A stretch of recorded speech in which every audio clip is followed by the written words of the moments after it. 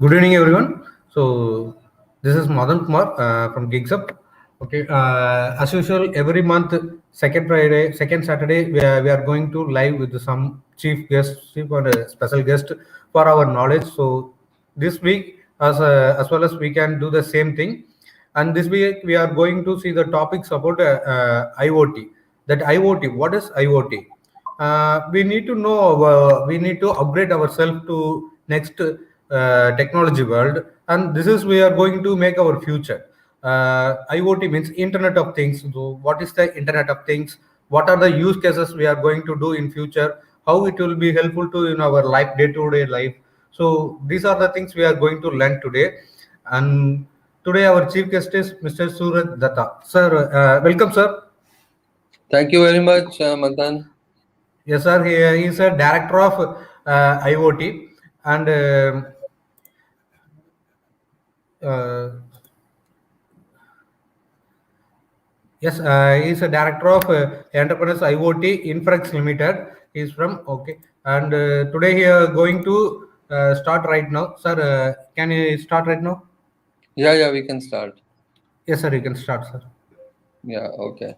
Thank you very much, Manthan, and thank you for the audience, whoever is watching this live, and maybe also looking at this later on.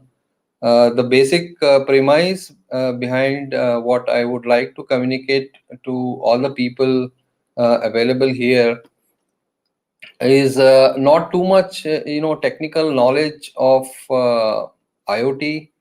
Because the subject IoT, I mean, most of the people would have heard about it, and Internet of Things is what it is called.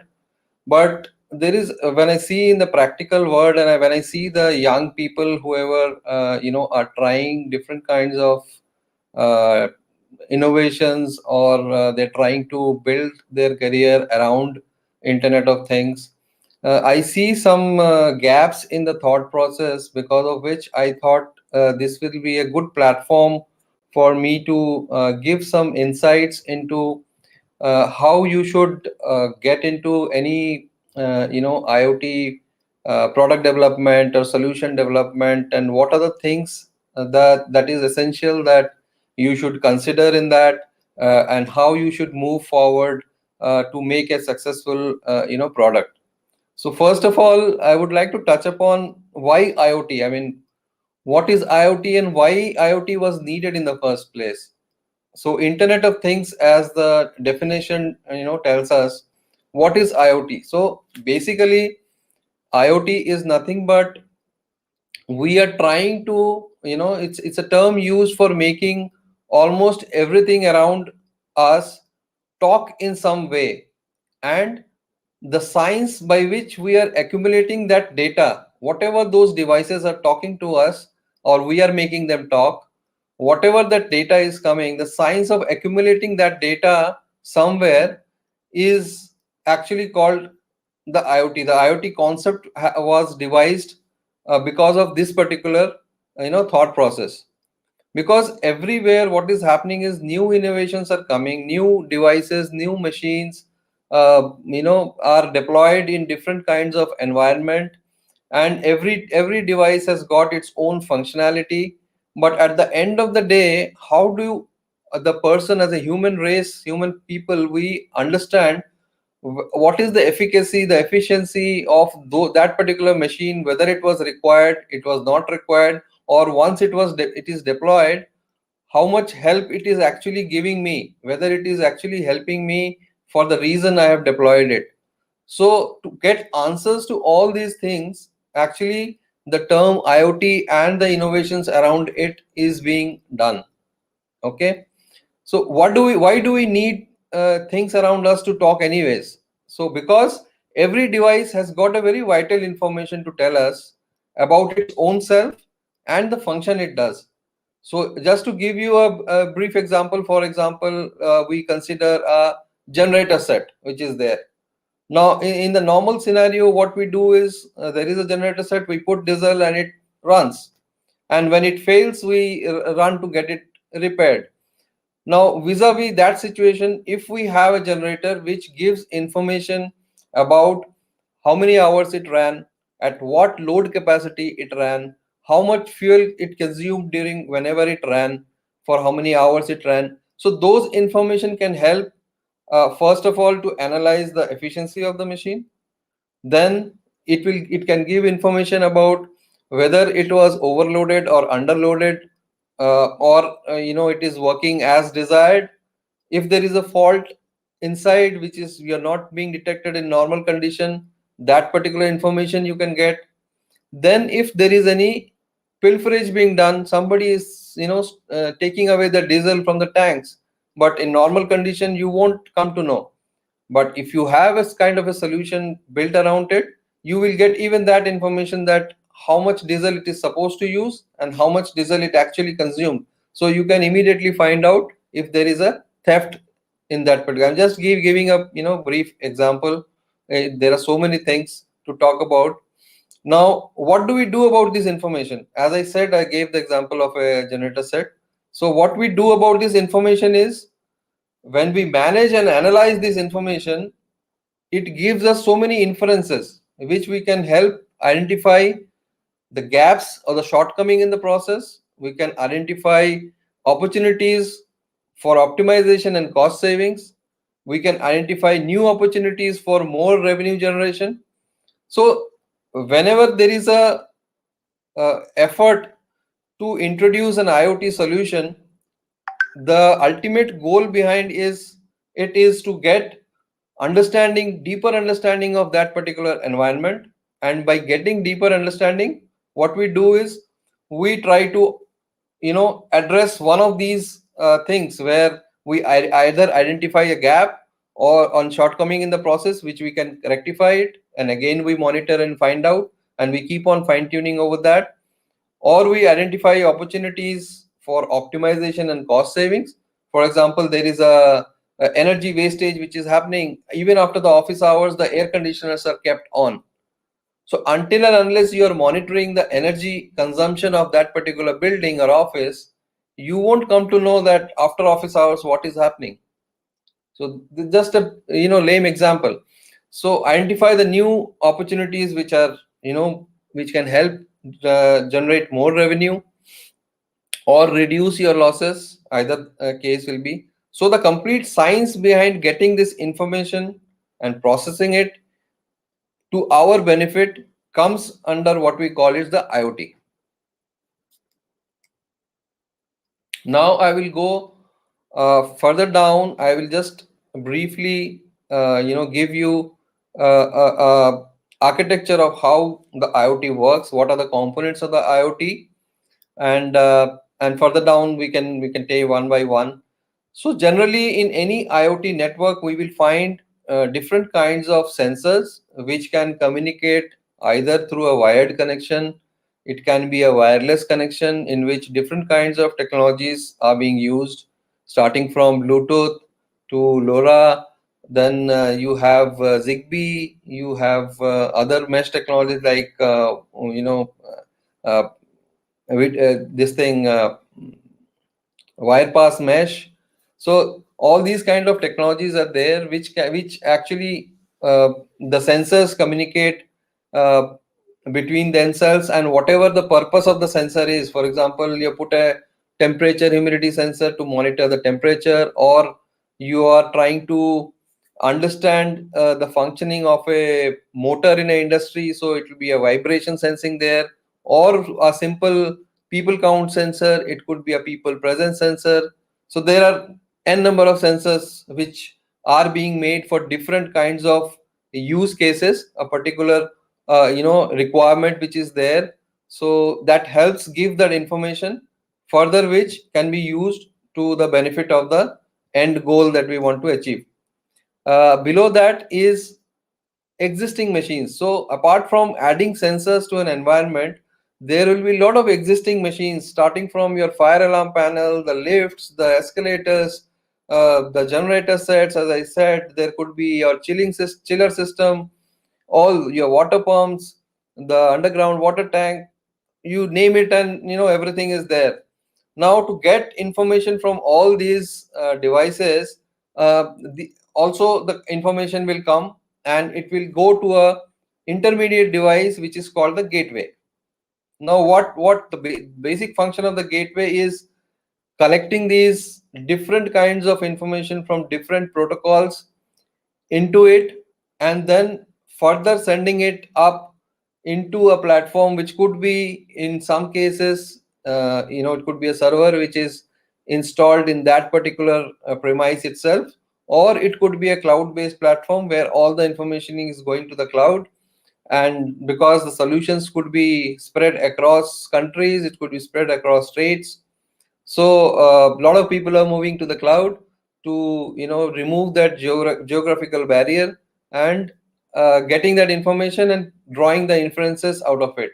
So it is not about also just getting the information and drawing inferences about it, but it can also use to control devices and control things, to manage your facility or whichever area you're trying to address in an efficient way. For example, if no people are there, you put the people sensor in an office. When no people are around in the office, you want that the air conditioner system should be switched off. So that is a simple use case where you can save energy by controlling your air conditioners and reduce wastage when people are not there in the office. Now I will go into one by one into components, breaking down into the components. Now talking about the end devices. Now end devices is the biggest challenge of IoT today. If anyone who would have researched or is already working in IoT would have seen, there are so many platforms available, different kinds of platforms giving different kinds of outputs, different dashboards, different functionalities, reports. Everything is, I mean, it's totally flooded. So there is no dearth of kind of platform which you can subscribe to and you can create your dashboards and all. Even in terms of the next level, which is the gateway, there are so many types of gateways which are available, which can fit into a particular solution or use case that you're trying to address, and it can give you the required output. But the biggest challenge of today is mixing or enabling the devices which are legacy, which is old. You cannot, I mean, in any environment we go, we cannot say that, okay, this was before IoT and this is after IoT, so forget about whatever was there in the infrastructure, and from today we will do only IoT. That will never happen. So in any environment we go, the first challenge will be how to handle the legacy devices and getting the information into the gateway. So like some devices would have, I mean, 5 years old, 7 years old devices would have protocols like your Modbus interface. It could have an IP SNMP interface, CAN bus, Profibus, BACnet, MBus, or a simple normally open, normally closed connection kind of thing.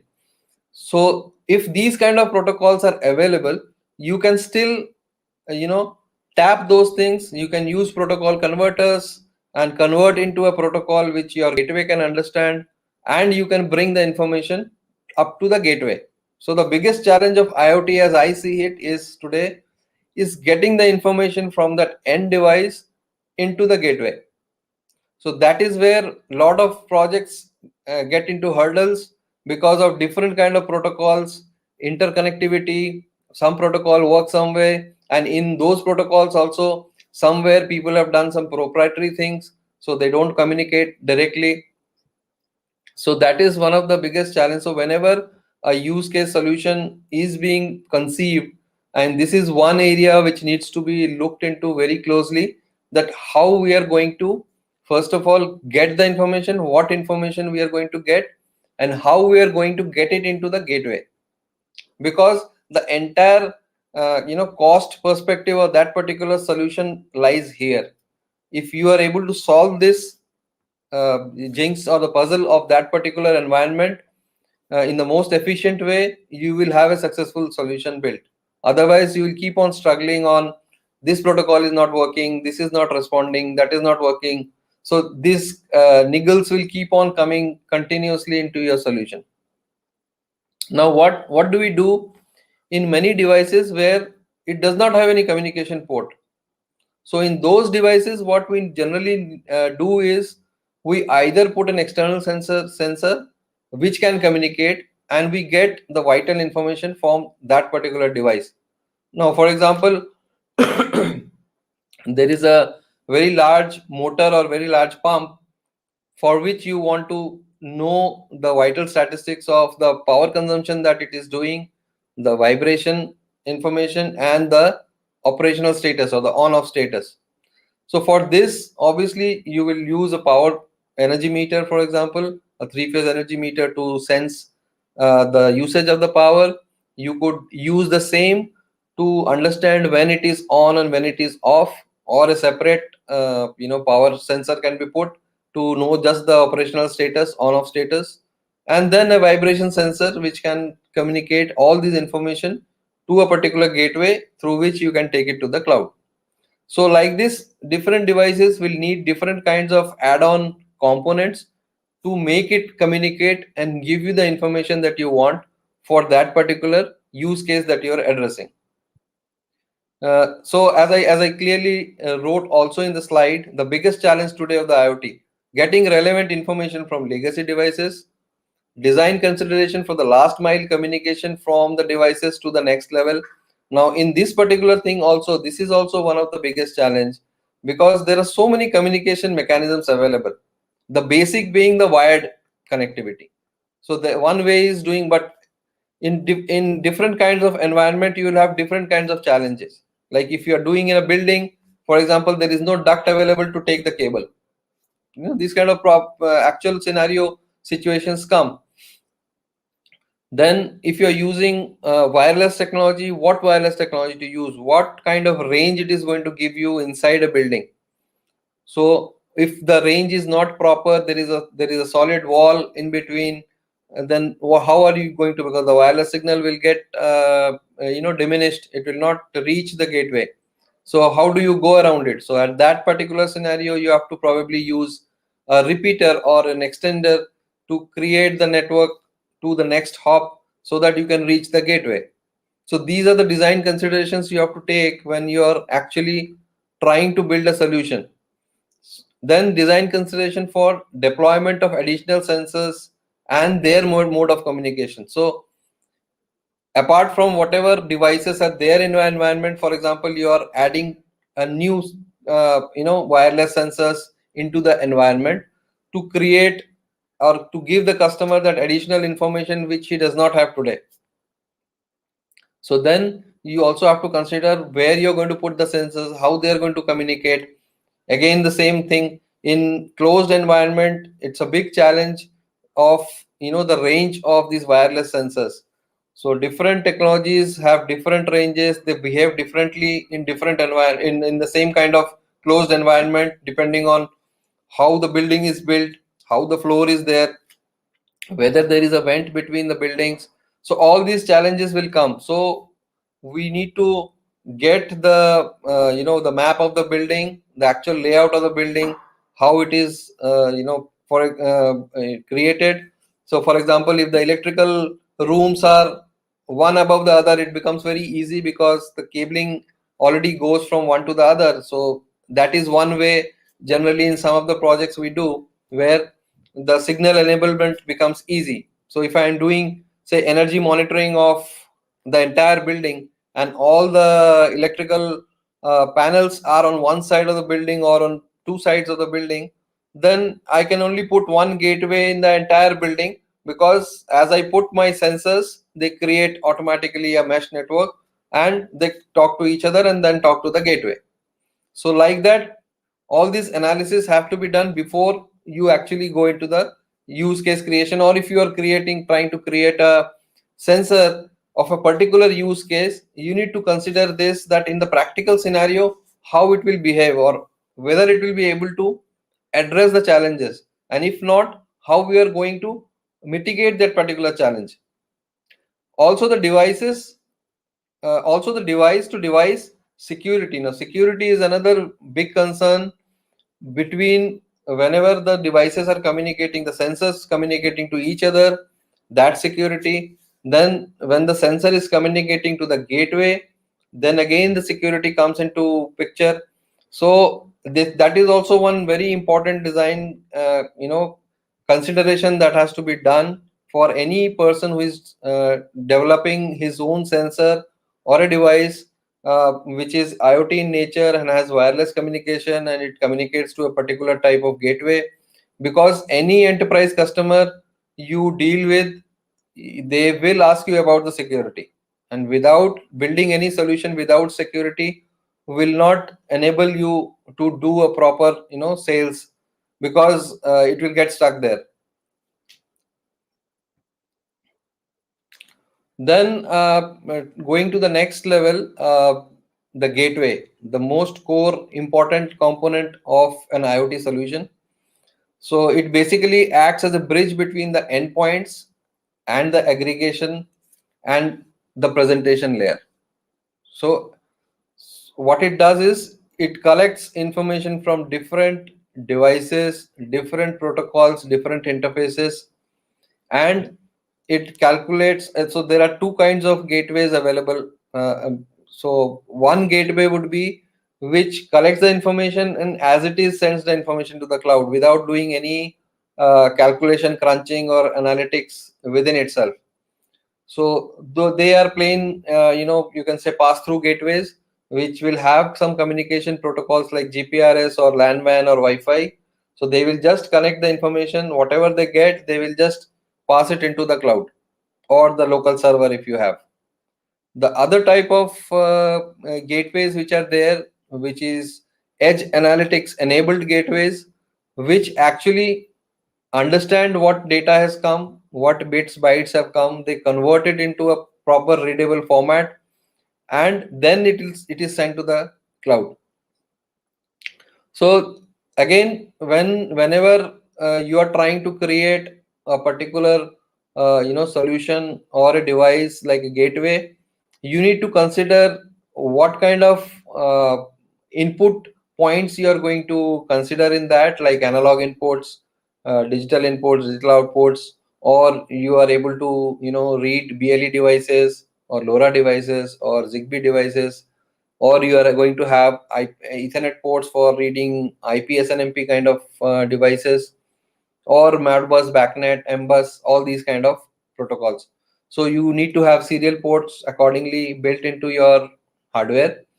And then the second important thing is how much storage you are going to keep into your gateway, because this is another thing which in the practical scenario a lot of customers will ask you what happens if the connectivity breaks for between the cloud and the gateway, because it may happen in many scenario that the GPRS connection is not happening, or the LAN connectivity has gone down due to some problem, or the Wi-Fi not working, but your monitoring and everything is on.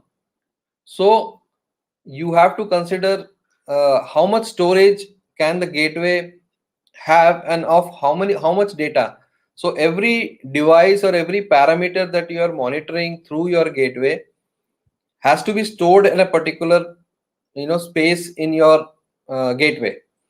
So you need to calculate in your design consideration that, for example, I will create a storage by which up to 100 different kind of data points. So every data point is one status that you are getting. One digital input, one analog input is one data point I'm referring to.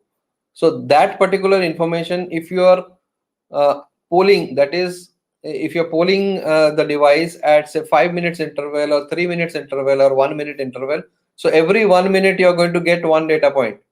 So how much data your hardware will be able to store and for how much time? So that design consideration you should take. Then in some remote applications also there may be a requirement that if the power goes, what happens? So you also may have to consider a power backup for the hardware that you have selected. Now in this, it becomes very important that we select a hardware which has got a very low power consumption, because the more the power consumption, if you want to give power backup in that particular use case, you may have to either put a very big battery, because that again will be cost, So you need to smartly select your hardware based on your use case and the interfaces that you're taking, and how much time the free polling frequency will be. Based on that, you need to select your battery for the backup.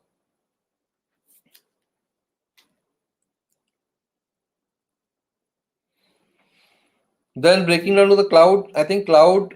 Uh, I don't want to talk too much about the cloud, because in there is so many different kinds of big cloud, AWS, Azure, Watson, and so many private cloud already exist in the market. They are easily available, accessible, and they support all different kinds of protocols like HTTP, HTTPS. MQTT is one protocol for monitoring and control, in specifically in the IoT. It makes a lot of sense. So whatever devices we plan to do, create, you should consider MQTT as one of the protocols which it should support, because MQTT by default nowadays is supported by all the platforms. Whoever is making a cloud platform for IoT does have a MQTT in them.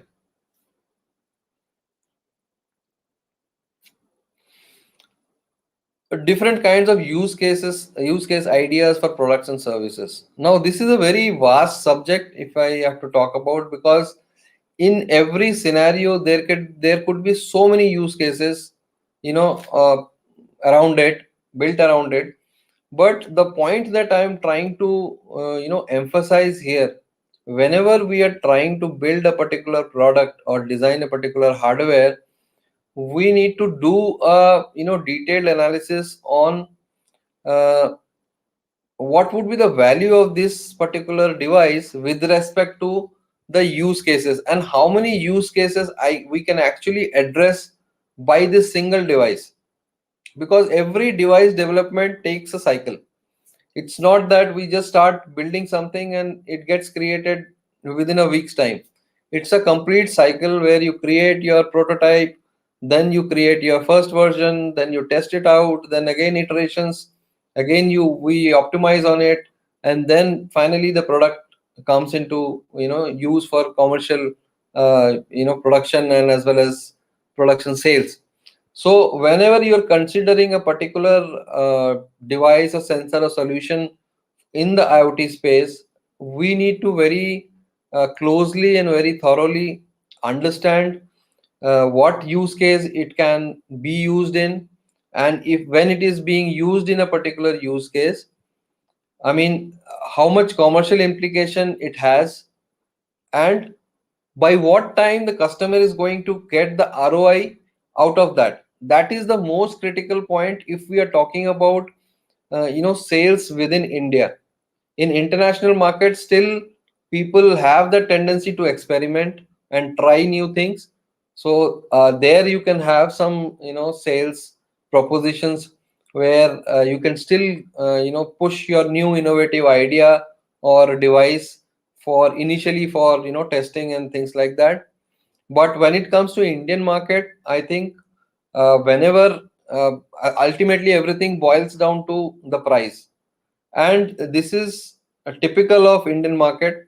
So whatever device or whatever solution we are trying to build, we should do a complete SWOT analysis of that particular device, where it is going to be used, how it is going to be proposed to be used, and what use cases it is going to address, and what would be the ROI, or how much benefit it will give to the customer, by which he can recover the cost of that particular sensor being used or the use cases. So like in here I have listed down some of the most general use cases which is used across monitoring and control of equipments. This is I think in many industrial and even in home automation and everything we use this. Energy optimization is one big subject. Even with solar and all those things happening, even with normal electricity cost going up every year, this is one subject which is going to be hot, I think next 5-10 years and maybe beyond. So energy optimization and reduction of losses, starting from home to industrial usage, this is one subject which has got a lot of scope, and it has got a lot of gaps, though products are available, but still there is a lot of scope to work around in this particular area. Then we have productivity management. Now this productivity management, interestingly, uh, because of, I think, after the COVID has come, this might have a little less impact now. But previously, because of a lot of offices being run, and wherever the employee numbers are very high, there was a lot of push from these companies to understand the productivity of their people, especially call center type of environments where thousands of people are coming and working in the physical environment. So the customers wanted to understand the occupancy level of their physical infrastructure. They wanted to know how much productivity their each person is providing, whether he's a person is loitering around in the cafeteria and other places most of the time, and he's just whiling away his time and giving very less productivity. So around this, lot of use cases have been formed to identify when he came to office, how much time he's sitting on his desk, whatever, how much work he's done can be obviously taken out from this software system or tool, whatever he's working on, and things around it, how much time spent in cafeteria and things like that.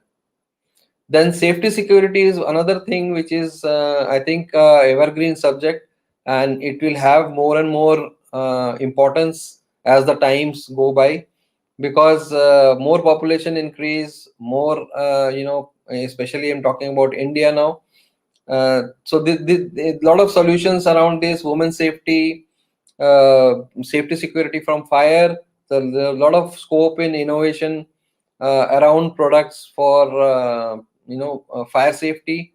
Then even for electrical fire safety, there could be some product development there. That is one area which also sees a lot of importance.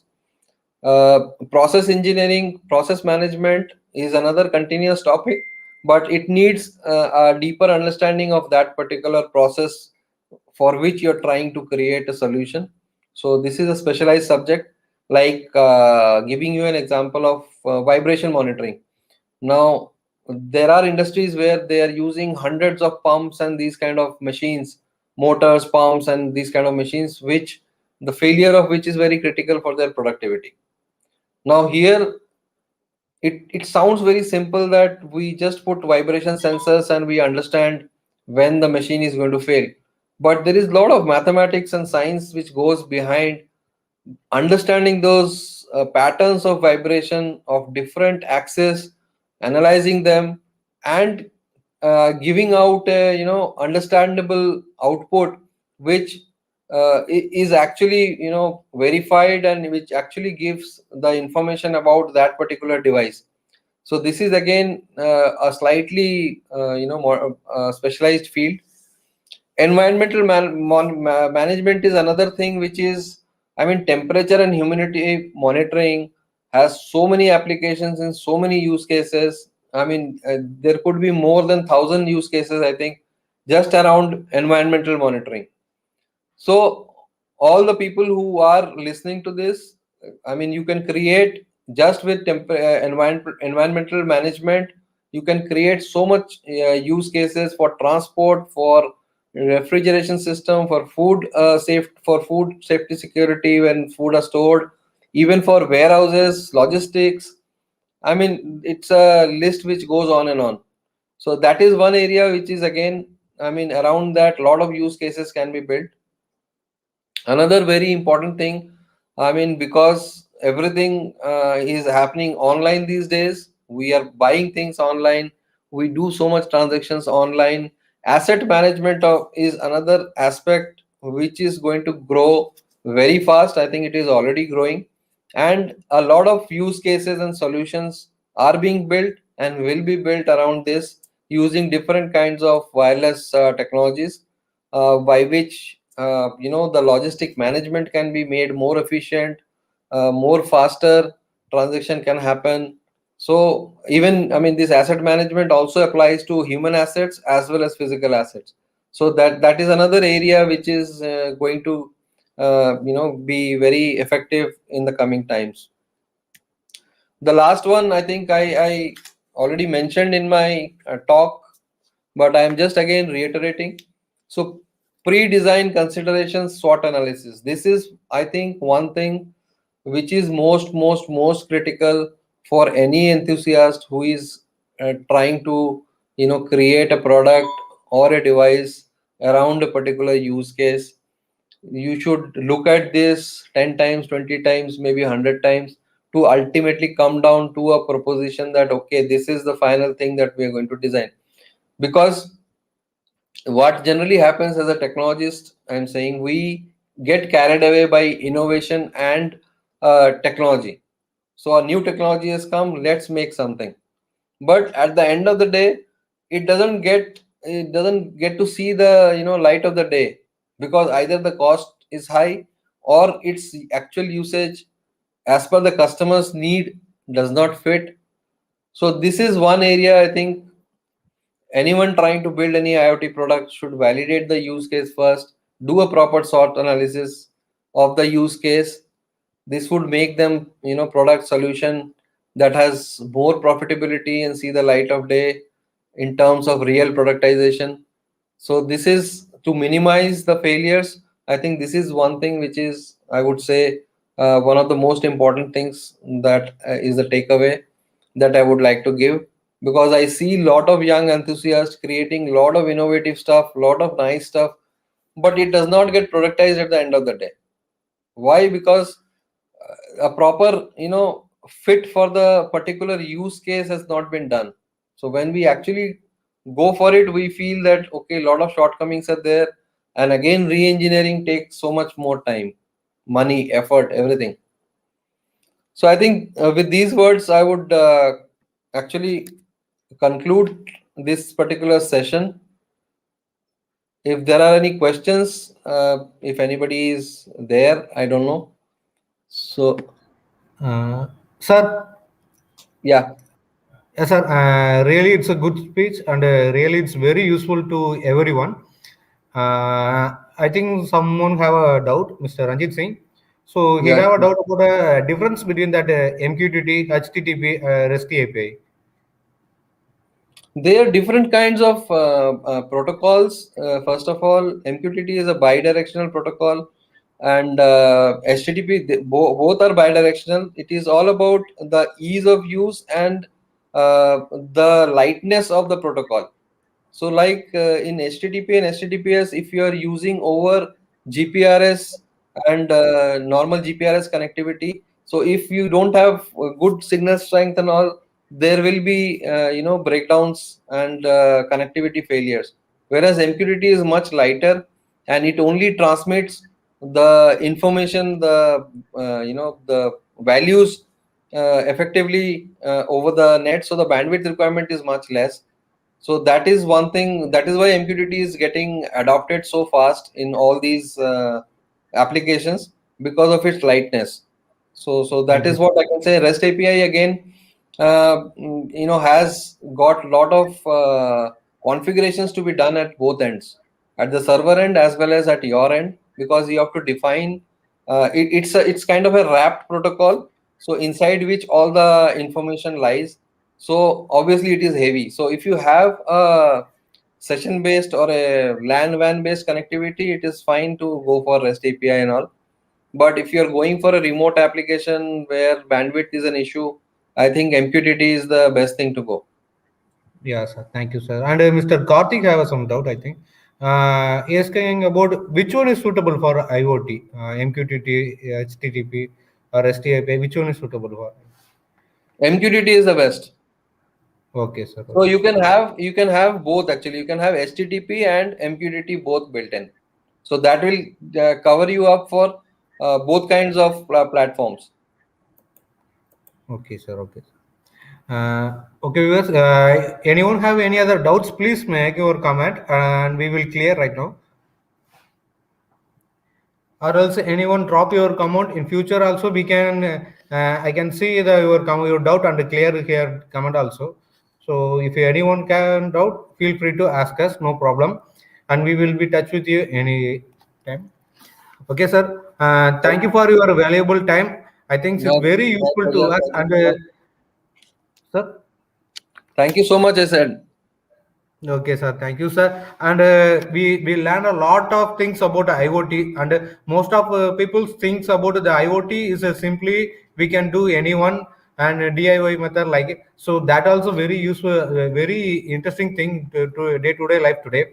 So you can make them to very easy way to how the knowledge they need to gathering, how they going to deploy these like these employee thoughts are you can give us today. Thank you, sir. Yeah, I And so mean, on. these are the points which generally I see the young generation missing it.